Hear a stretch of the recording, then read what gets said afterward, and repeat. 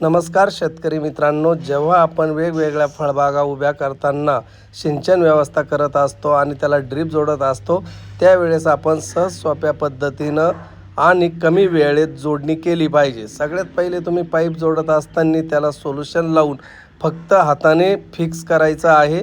जर तुम्ही त्यावर एखाद्या वस्तूने जोर दिला तर तो पाईप निसटू शकतो। त्यानंतर इलेक्ट्रिक मशीननं तुम्ही छिद्र पाडण्याचा प्रयत्न करा, जेणेकरून तुमचं कमी वेळेत होईल आणि कमी कष्टामध्ये होईल।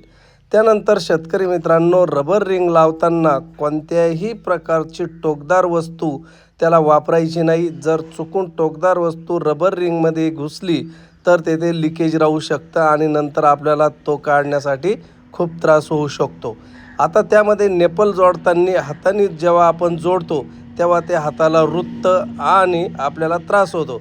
तर त्याच्यासाठी एक छोटीशी बॉटल निवडायची आहे आणि त्याच्या साहाय्याने जर आपण प्रेशर देऊन नेपल जोडलं तर एकदम व्यवस्थितरित्या जोडलं जातं आणि विनासाहाय्यात जोडलं जातं।